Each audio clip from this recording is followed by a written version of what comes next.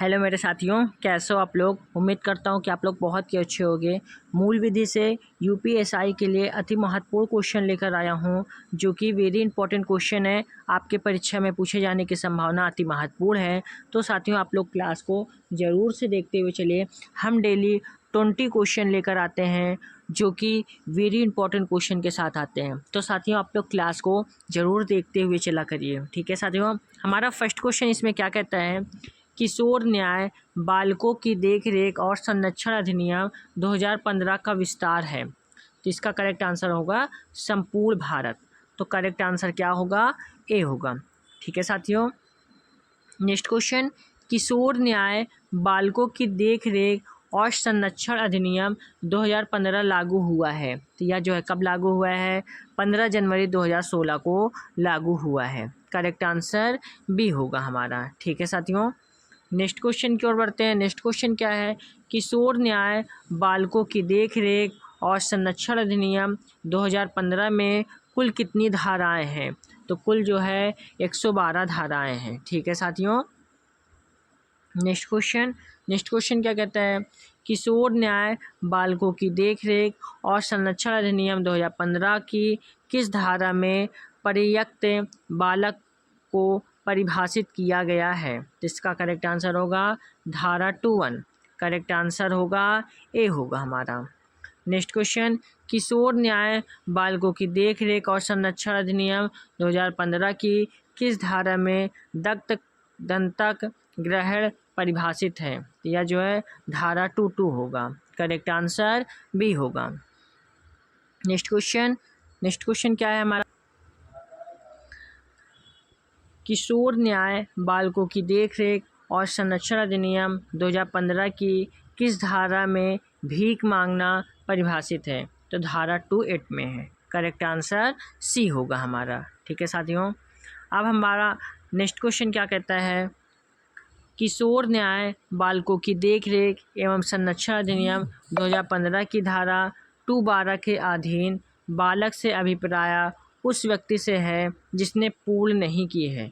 इसका correct answer क्या होगा हमारा, 18 वर्ष की आयु। क्या होगा, 18 वर्ष की आयु। करेक्ट आंसर बी होगा हमारा।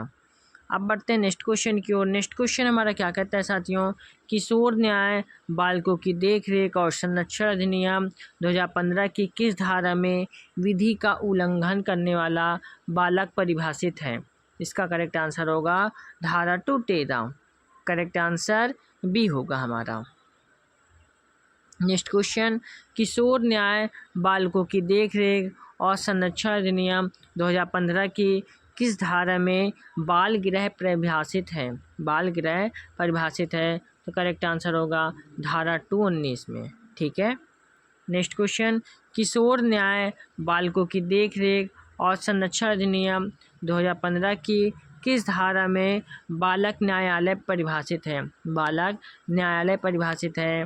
तो करेक्ट आंसर होगा धारा 220 में। करेक्ट आंसर डी होगा हमारा।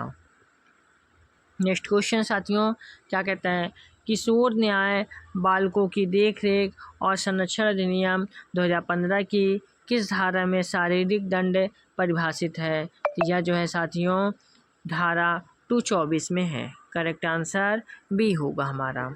नेक्स्ट क्वेश्चन, किशोर न्याय बालकों की देखरेख और संरक्षण अधिनियम 2015 की किस धारा में बाल वृद्ध सेवाएं परिभाषित हैं। यह जो है साथियों धारा 225 होगा। करेक्ट आंसर डी होगा हमारा। अब हम बढ़ते हैं अपने नेक्स्ट क्वेश्चन की ओर। नेक्स्ट क्वेश्चन साथियों हमारा क्या कहता है, किशोर न्याय बालकों की देखरेख और संरक्षण अधिनियम 2015 की किस धारा में योग्य व्यक्ति परिभाषित हैं। तो यह जो है धारा 228 में है।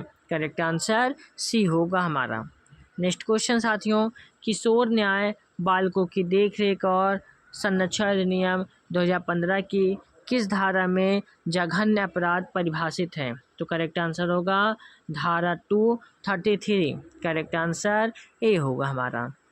नेक्स्ट क्वेश्चन, किशोर न्याय बालकों की देखरेख और संरक्षण अधिनियम 2015 की किस धारा में किशोर परिभाषित है। तो करेक्ट आंसर होगा धारा 235। करेक्ट आंसर सी होगा। नेक्स्ट क्वेश्चन, किशोर न्याय बालकों की देखरेख और संरक्षण अधिनियम 2015 की किस धारा में संप्रेक्षण गृह परिभाषित है? तो करेक्ट आंसर होगा धारा 240 में। करेक्ट आंसर डी होगा हमारा। नेक्स्ट क्वेश्चन, किशोर न्याय बालकों की देखरेख और संरक्षण अधिनियम 2015 की किस धारा में खुला आश्रय परिभाषित है? तो करेक्ट आंसर होगा धारा 241। करेक्ट आंसर बी होगा हमारा। नेक्स्ट क्वेश्चन, किशोर न्याय बालकों की देखरेख और संरक्षण अधिनियम 2015 की किस धारा में घोर अपराध परिभाषित है? या जो है धारा 254 में। करेक्ट आंसर ए होगा हमारा। नेक्स्ट क्वेश्चन की ओर नेक्स्ट क्वेश्चन साथियों हमारा क्या कहते हैं, किशोर न्याय बालकों की देखरेख और संरक्षण अधिनियम 2015 की किस धारा में अभ्यार्पित बालक परिभाषित हैं? तो धारा 260 में। करेक्ट आंसर डी होगा हमारा। उम्मीद करता हूँ क्लास आप लोगों को काफ़ी पसंद आ रही होगी साथियों, तो क्लास को लाइक ज़रूर कर दीजिए। नेक्स्ट क्वेश्चन, किशोर न्याय बालकों की देखरेख और संरक्षण अधिनियम 2015 की किस धारा में अधिनियम के प्रशासन में अनुसारित किए जाने वाले सिद्धांत का वर्णन है? तो करेक्ट आंसर होगा धारा 3 में। करेक्ट आंसर ए होगा हमारा। नेक्स्ट क्वेश्चन, किशोर न्याय बालकों की देखरेख और संरक्षण अधिनियम 2015 की किस धारा में किशोर न्यायिक बोर्ड का वर्णन है? तो करेक्ट आंसर होगा हमारा धारा 4 में। करेक्ट आंसर बी होगा हमारा। नेक्स्ट क्वेश्चन, किशोर न्याय बालकों की देखरेख और संरक्षण अधिनियम 2015 की किस धारा में विधि का उल्लंघन करने वाले अभिकथित बालक की गिरफ्तारी का वर्णन है? तो करेक्ट आंसर होगा धारा 10 में। करेक्ट आंसर होगा हमारा सी होगा।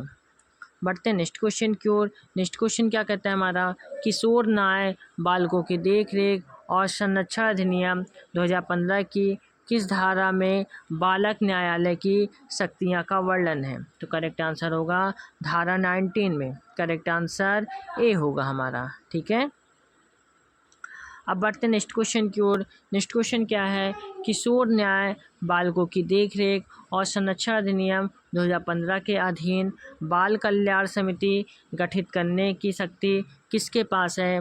या जो है राज्य सरकार के पास है। करेक्ट आंसर बी होगा हमारा।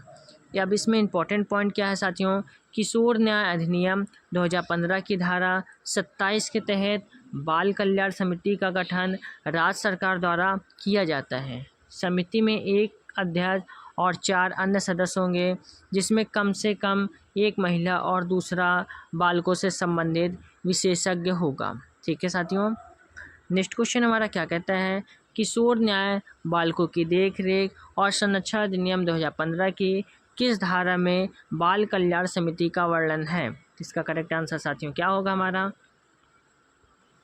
इसका करेक्ट आंसर होगा धारा 27। करेक्ट आंसर डी होगा हमारा।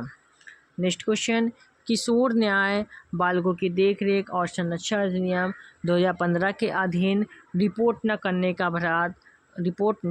का अपराध के लिए शास्ति है। इसका करेक्ट आंसर क्या होगा? ऐसे कारावास से जिसकी अवधि 6 मास तक हो सकेगी या 10,000 रुपये तक का जुर्माने या दोनों हो सकेगा। तो करेक्ट आंसर क्या हुआ? सी हुआ हमारा।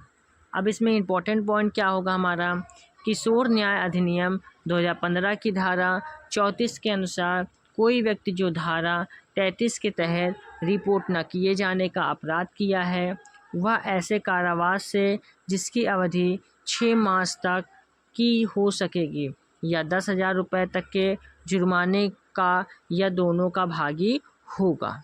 ठीक है, नेक्स्ट क्वेश्चन, किशोर न्याय बालकों की देखरेख और संरक्षण अधिनियम 2015 की किस धारा में बालकों का अभ्यार्पण का वर्णन है? तो करेक्ट आंसर होगा धारा 35 में। करेक्ट आंसर बी होगा हमारा। ठीक है, नेक्स्ट क्वेश्चन की ओर बढ़ते हैं। नेक्स्ट क्वेश्चन क्या है हमारा, किशोर न्याय बालकों की देखरेख और संरक्षण अधिनियम 2015 के अधीन बाल देखरेख संस्था का रजिस्ट्रेशन राष्ट्रीयकरण न कराए जाने के लिए दंड है। तो करेक्ट आंसर होगा ऐसे कारावास से जो 1 वर्ष तक हो सकेगा या 1 लाख रुपए से अन्यून के जुर्माने में या दोनों से दंडित किया जाएगा। तो करेक्ट आंसर क्या हुआ?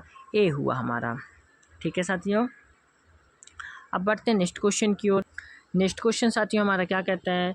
किशोर न्याय बालकों की देखरेख और संरक्षण अधिनियम 2015 की किस धारा में खुला आश्रय का वर्णन है? तो यह जो है धारा 43 होगा। तो करेक्ट आंसर क्या हुआ? Correct answer option number D हुआ हमारा। ठीक है, नेक्स्ट क्वेश्चन, किशोर न्याय बालकों की देखरेख और संरक्षण अधिनियम 2015 की किस धारा में संप्रेक्षण गृह का वर्णन है? तो यह जो है धारा 47 हुआ। करेक्ट आंसर सी हुआ। नेक्स्ट क्वेश्चन, किशोर न्याय बालकों की देखरेख और संरक्षण अधिनियम 2015 की किस धारा में विशेष गृह का वर्णन है? तो यह जो है धारा 48 हुआ। करेक्ट आंसर डी हुआ हमारा। नेक्स्ट क्वेश्चन, किशोर न्याय बालकों की देखरेख और संरक्षण अधिनियम 2015 की किस धारा में सुरक्षित स्थान का वर्णन है? तो करेक्ट आंसर होगा धारा 49 में। करेक्ट आंसर बी होगा।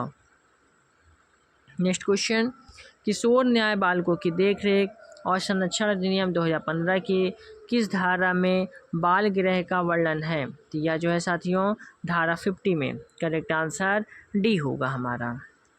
नेक्स्ट क्वेश्चन की ओर बढ़ते हैं। नेक्स्ट क्वेश्चन क्या कहता है हमारा?